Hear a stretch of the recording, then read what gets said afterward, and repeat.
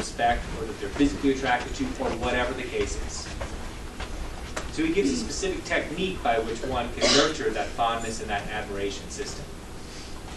Indeed, there's a reason why a couple is together in the first place, and so it shouldn't be difficult or impossible to find these things. Interestingly enough, what Gottman finds is that in couples that are in the late stages of a marital dissatisfaction and in the early stages of initiating divorce, he finds that those couples can't find anything good to say about their partner.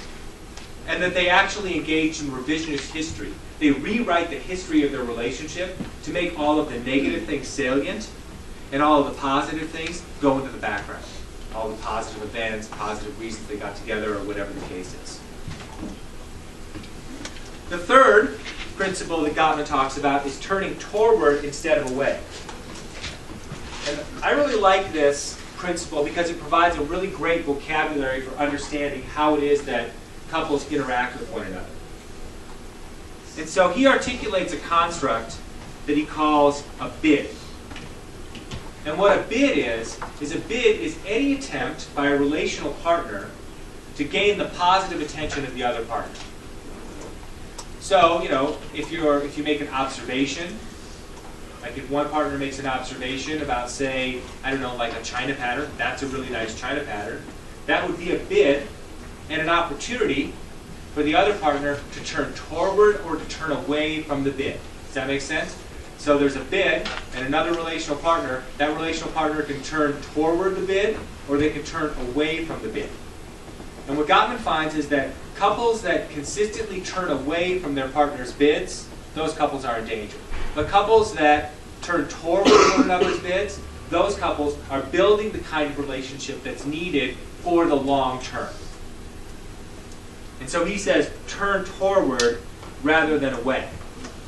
He says that the most important, these are the most important moments in a relationship. That the thing that builds a relationship, the thing that keeps a relationship strong, is not a week-long vacation or romantic getaway to Cancun or to Vail or something like that. Relationships aren't made or broken on these romantic, quote-unquote, getaways. That relationships are made or broken in the little moments, the turning toward that happens in the normal course of everyday life. And this is where he analogizes turning toward to a bank account. That it becomes an emotional bank account.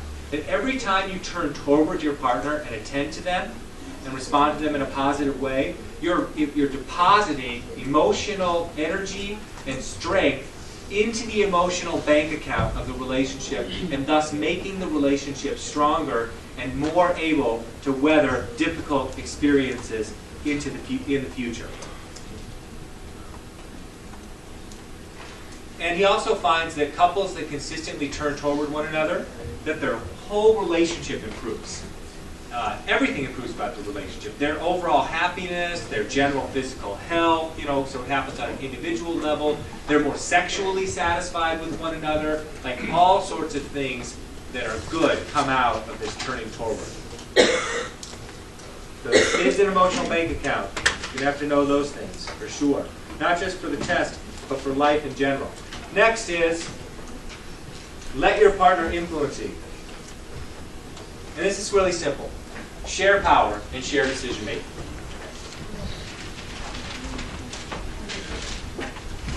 Sometimes you have to compromise, right?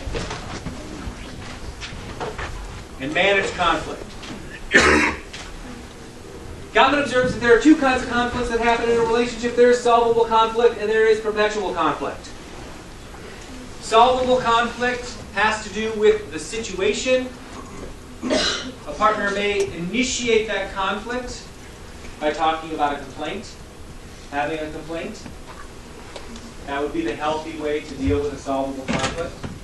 A solvable conflict can be something, is usually something that relates to the situation. The situation imposes a demand that creates a conflict that can be resolved by adjusting to the situation or changing the situation. Whereas a perpetual conflict deals with the partner's personalities.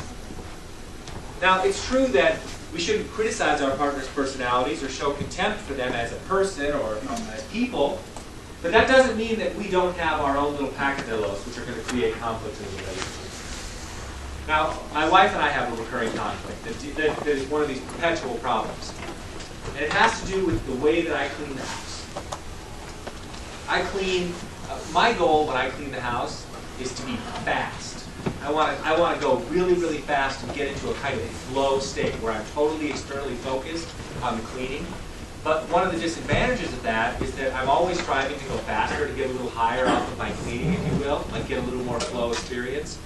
And so I'm sometimes rough, as she says. You're rough with things, she says. And it's true, I am rough with things. It comes from actually when I did physical labor back in the day.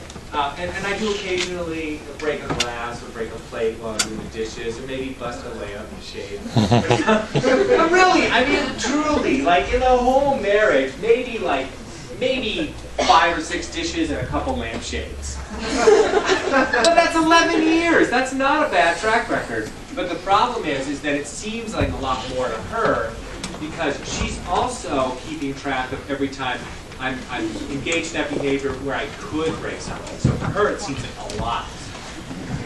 So we have this conflict, and we talk about it. We try to manage the conflict by pointing out. And what I always point out is, yes, I'm rough with things, but at the same time, I'm also really fast at cleaning. And so, there is a benefit to this, even though there's a disadvantage. Anyway, we just manage this conflict, and we go on.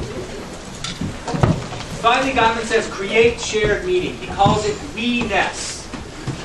Create shared meaning through rituals, through events, by creating your own culture. So one of the best examples he gives is like Christmas rituals. Like always putting up the Christmas tree together and doing that consistently so that it's predictable. That's creating a culture, which is really what a relationship is. It's a culture. And so he says intentionally develop that culture. Successful couples develop that culture through things like ritual and shared meetings.